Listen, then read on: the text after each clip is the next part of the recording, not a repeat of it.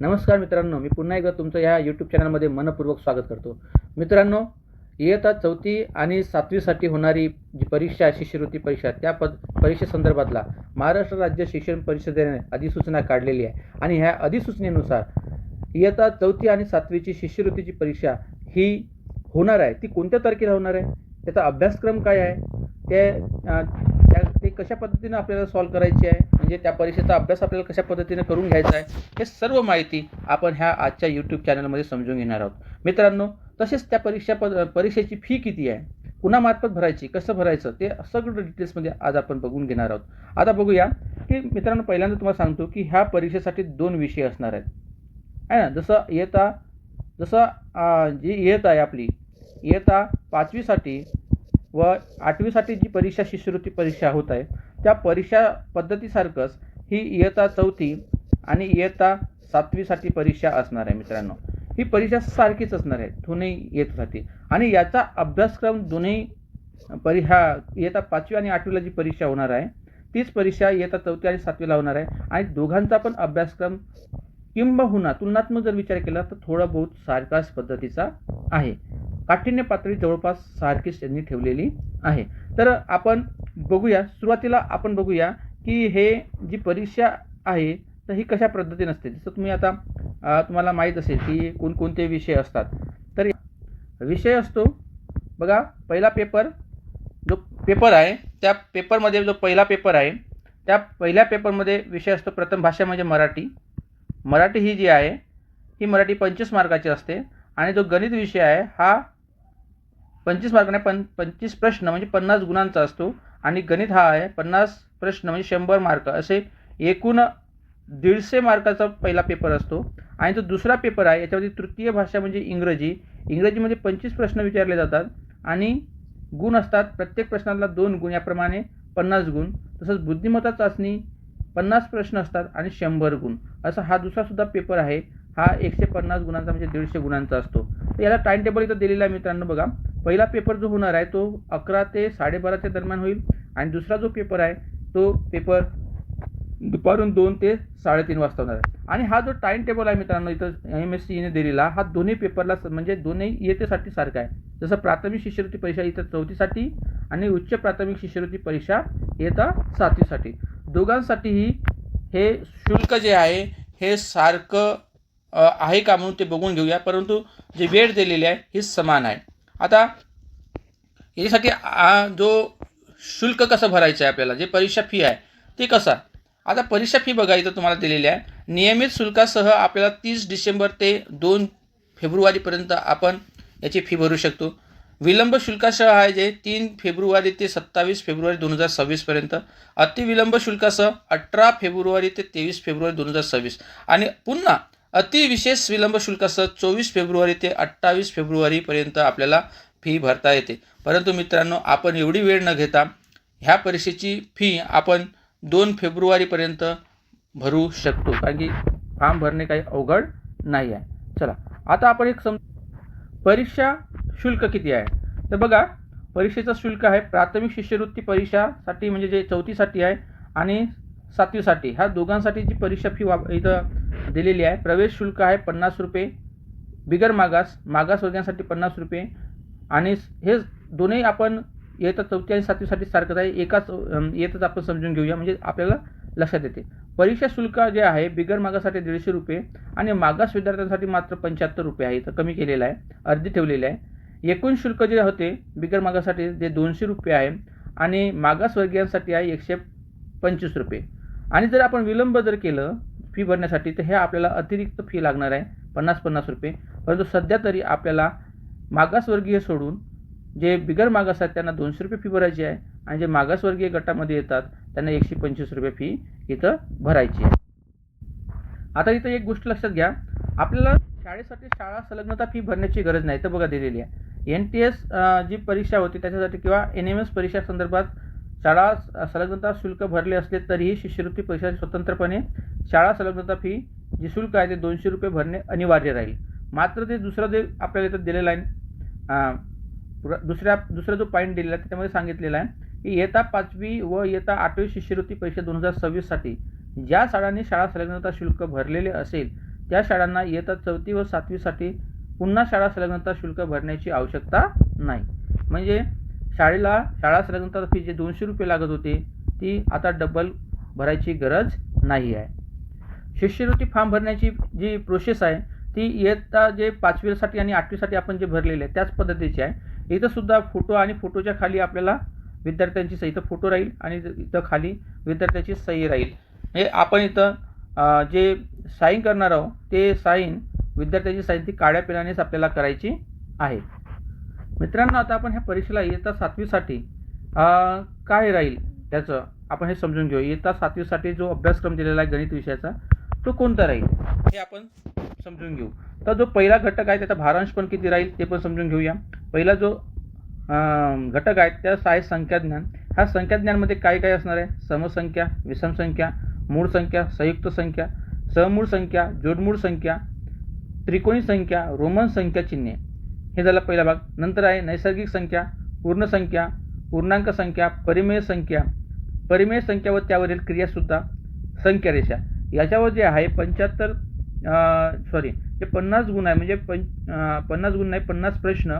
हे 50 प्रश्न आणि त्याच्यावरती प्रत्येक प्रश्नाला 2 गुण असे 100 गुणाचं जे गणित आहे त्या 100 गुणापैकी 8% म्हणजे 8 गुणाचं म्हणजे चार प्रश्न याच्यावरती विचारले जाणार आहेत. मित्रांनो, हे लक्षात घ्या. 8% भारांश आहे याचा अर्थ किती की 4 प्रश्न ह्या घटकावर परीक्षेमध्ये विचारल्या जातील. नंतरचा बघूया आपण. बघा, दुसरा जो घटक आहे संख्यावरील क्रिया. ह्या संख्यावरील क्रियामध्ये काय आहे? विभाज्य, विभाजक, विभाज्यतेच्या कसोट्या, वर्ग आणि वर्गमूळ, घन आणि घनमूळ, लसावी मसावी, अपूर्णांक दशांश अपूर्णांक, व्यावहारिक अपूर्णांक, घातांक, गुणोत्तर व प्रमाण भागीदारी, चलन, काळ, काम, वेळ आणि सरासरी असे 9 उपघटक दिलेले आहे. आणि ह्या 9 उपघटकांवर एकूण 18% भारांश आहे. म्हणजे खूप मोठा भारांश याच्यावरती आहे. 18% जर म्हटलं तर याच्यावर आपल्याला 9 प्रश्न याच्यावरती विचारले जातील. किती प्रश्न? 9 प्रश्न याच्यावरती विचारले जाणार आहेत ह्या दुसऱ्या संख्यावरील क्रियावरती. मित्रांनो, लक्षात असू द्या. नंतरचा आपण बघूया. बघा, नंतरचा जो घटक आहे तो आहे भूमिती. तिसरा जो घटक आहे तो आहे भूमिती. आणि ह्या भूमितीतील मूलभूत संबोध, बिंदू, रेषा, रेषाखंड, किरण, कोन, याच्यामध्ये सरळ कोन, शून्य, पूर्ण, प्रविशाल, हे प्रतल, विरुद्ध कोन, संलग्न कोन, पूरक कोन, कोटी कोन, कोनदुभाजक, लंबदुभाजक गुणधर्म, त्याचे गुणधर्म, एक संपाती रेषा, संपात बिंदू, बहुभुजाकृतीचे आंतरकोन. नंतर समांतर रेषा गुणधर्म, संगत कोन, आंतरकोन, व्युत्क्रम कोन.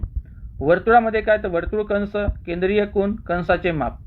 त्रिकोण गुणधर्म, पायथागोरसचे प्रमेय, चौकोनाचे गुणधर्म, त्रिमितीय आकार, मिती, चिती, सूची, गोल, घडणी, पृष्ठे, शिरोबिंदू आणि कळा. असं एकूण हे जो भूमितीचा भाग आहे याच्यावरती जो भारांश दिला आहे 22%, म्हणजे 11 प्रश्न ह्या घटकावरती परीक्षेत विचारले जाणार आहेत. मित्रांनो, आहे ना. आणि मी तुमची ह्या सर्व घटकांची ह्याच यूट्यूब चॅनलच्या माध्यमातून आपण परीक्षेच्या कालावधीपर्यंत म्हणजे अगोदरच 2 महिन्यात, जानेवारी आणि फेब्रुवारी महिन्यात ह्या सर्व म्हणजे गणित विषय आणि बुद्धिमत्ता विषय ह्या सर्वांची आपण तयारी करून घेणार आहोत. तसंच आपण फेब्रुवारी महिन्यात संपल्यानंतर जो मार्च महिना सुरू होईल त्या मार्च महिन्यापासून आपण काय करूया, थोडं लेट जरी झालं तरी आपण त्या जे विशिष्ट भाग आहे, जो की महत्त्वाचा भाग आहे, त्याचं पुन्हा उजळणी करून शॉर्टकट ट्रिक्समध्ये कसं सोडवता येईल त्याची आपण सर्व माहिती समजून घेऊया. चला, पुढचा घटक पाहूया. चौथा जो घटक आहे तो आहे महत्त्वमापन. आणि ह्या महत्त्वमापनमध्ये दिलेला आहे परिमाणे, लांबी, वस्तुमान, धारकता, कालमापन, नाणी व नोटा. परिमितीमध्ये आहे त्रिकोणाची परिमिती, चौकोन, बहुभुजाकृती आणि वर्तुळ. क्षेत्रफळ आहे त्रिकोण, चौरस, आयत, वर्तुळ. घनफळ आणि पृष्ठफळ, इष्टिका, चिती व घन. याच्यावर 16% म्हणजे किती? 8 प्रश्न याच्यावरती विचारले जातील. किती प्रश्न? 8 प्रश्न. नंतरचा 5वा जो भाग आहे, 5वा घटक आहे सांख्यिकी. याच्यावरती मध्यमान, वारंवारता सारणी, स्तंभालेख, जोड स्तंभालेख, याच्यावरती 6%च गुण आहेत. म्हणजे याच्यावरती फक्त 3 प्रश्न विचारले जातील. किती प्रश्न? 3 प्रश्न. हा सर्व मिळून 3 प्रश्न विचारले जातील, आहे ना. नंतरचा आहे बघा, नंतर जो दिलेला आहे तो आहे व्यावहारिक गणित. आणि व्यवहारिक गणितावरती काय आहे, शेकडेवारी आहे, बँक व सरळ व्याज आहे, नफा व तोटा, सूट, रिबेट, कमिशन, हे एकूण मिळून 14% म्हणजे याला 7 प्रश्न याच्यावरती विचारले जाणार आहेत. आणि शेवटचा जो घटक आहे तो बीजगणित, संख्येसाठी अक्षर, बैजिक राशी व त्यावरील क्रिया, बैजिक राशींची किंमत, बैजिक राशीचे अवयव, नित्य समानता, बैजिक सूत्रे, वर्गविस्तार, एकचल समीकरणे व त्यावरील शाब्दिक उदाहरणे, याच्यावर जो आहे 16% म्हणजे 8 प्रश्न यावरती विचारले जाणार आहेत बीजगणितावरती. मित्रांनो, आता बघा, हे जे आपण सर्व जे बघितलं आहे ह्या सर्वामध्ये तुम्हाला हा 22% आणि 18%चे दोन तुम्हाला इथं दिसत आहेत घटक, म्हणजे संख्यावरील क्रिया आणि भूमिमिती, ह्या दोन घटकावर अधिक जास्त वेटेज दिलेलं आहे. तर मित्रांनो, ह्या घटकाची आपल्याला चांगल्या प्रकारे तयारी करून घेणार आहोत आपण, आहे ना. त्यासाठी तुम्ही ह्या चॅनलला आताच सबस्क्राईब करून ठेवा, कारण की उद्यापासून आपले संध्याकाळी 7:30 ते 8:30 या कालावधीमध्ये सायंकाळी आपले शिष्यवृत्तीचे क्लास ह्याच यूट्यूब चॅनलवर सुरू होणार आहेत. मित्रांनो, आता आपण गणिताचं बघितलं होतं, आता बघूया बुद्धिमत्ता. बुद्धिमत्ता या विषयावरती सुद्धा आपल्याला 50 प्रश्न विचारले जाणार आहेत आणि 50 प्रश्न म्हणजे 100 गुणाचं हे राहणार आहे. हा जो बुद्धिमत्ता विषय आहे हा इंग्रजीसोबत राहणार आहे. इंग्रजीचे 25 गुण आणि इंग्रजीचे 50 गुण आणि बुद्धिमत्ताचे 100 गुण, असे एकूण 150 गुणाचा हा दुसरा पेपर राहणार आहे.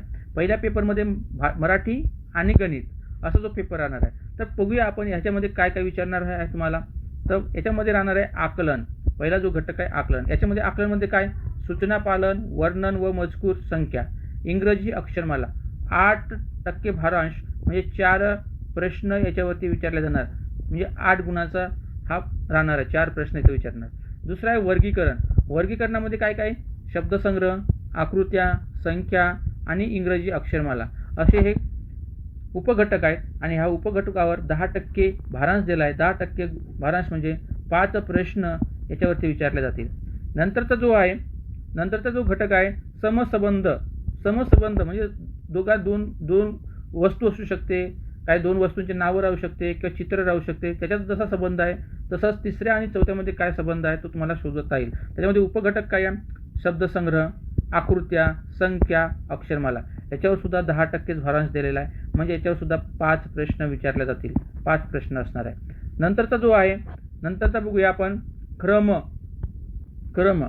क्रम लावायचा आहे आपल्याला. संख्या, क्रमवार येणारी संख्या, क्रमवार येणारी आकृती, क्रमवार येणारे जो चुकीचे पद आहे ते कोणतं, अक्षरमाला कोणती, हे याच्यावरती हे प्रश्न विचारले जाणार आहे. 4 इथं उपघटक आहेत आणि तिथंही 5 प्रश्न विचारले जाणार आहेत, कारण की 10 गुणांचं भारांशाला दिलेला आहे.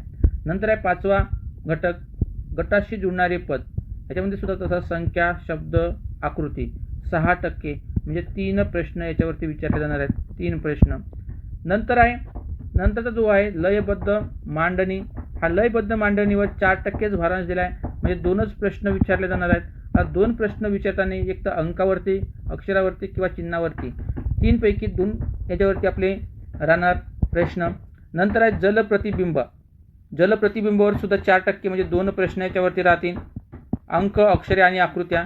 आणि 8वा जो घटक आहे आरशातील प्रतिमा, याच्यावर सुद्धा राहणार आहे अंक, अक्षरे आणि आकृती, अशा प्रकारे 4%. तर मित्रांनो, आपण ह्या यूट्यूब चॅनलच्या माध्यमातून गणित विषय आणि बुद्धिमत्ता विषय ह्या 2 विषयाची तयारी आपण सुरुवातीला अगोदर करून घेऊ. आणि जर आपल्याकडे वेळ राहिला तर त्याच्यानंतर आपण मराठी आणि इंग्रजीकडे वळू. मराठी आणि इंग्रजी, कारण की तिथे मराठी आणि इंग्रजी हे तुम्ही स्वतः करू शकता असं मला वाटतं. इंग्रजी नाही करणार, इंग्रजी थोडं अडचण येतील, पण मराठी हा तुम्ही विषय स्वतः करू शकता. त्याच्यामुळे आपण त्याची इथं ह्या यूट्यूब चॅनलवरती तयारी करून घेणार नाही. शक्यतो वेळ भेटलं तर बघू. इंग्रजीचं पण आपण थोडे बहुत शब्दसंग्रह किंवा उतारे वगैरे समजून घेऊया. परंतु हे जे जास्त वेटेजचे जे आहेत 2 घटक, याची तयारी मात्र आपण ह्या यूट्यूब चॅनलमध्ये करून घेणार आहोत. अशा प्रकारे मी तुम्हाला याचं काय कोणत्या घटकावर किती प्रश्न असणार, किती प्रश्न विचारले जाणार, कोणता घटक अतिशय महत्त्वाचा आहे हे इथं आपण समजून घेतलेला आहोत. मित्रांनो, तुम्हाला होणाऱ्या ह्या 7वीच्या परीक्षेसाठी मी खूप शुभेच्छा देतो आणि उद्यापासून आपण याची पुरेपूर तयारी करून घेणार आहोत. त्यासाठी तुम्ही तयार राहा. आजच ह्या यूट्यूब चॅनलला तुम्ही सबस्क्राईब करून ठेवा, तुमच्या मित्रांना सांगा आणि हा जर तुम्हाला व्हिडिओ आवडला असेल तर याला लाईक करा. धन्यवाद. मित्रांनो, उद्यापासून म्हणजे दिनांक 1 जानेवारी 2026 पासून आपण शिष्यवृत्तीचे क्लास सुरू करीत आहोत. नवीन वर्षाच्या तुम्हाला मी शुभेच्छा देतो आणि इथेच थांबतो. नवीन वर्षाच्या हार्दिक शुभेच्छा. हार्दिक शुभेच्छा मित्रांनो. पुन्हा भेटूया उद्याला नवीन वर्षात, नवीन एनर्जीसहित, नवीन ऊर्जेसहित आणि नवीन ध्येय प्राप्त करण्यासाठी. थँक्यू.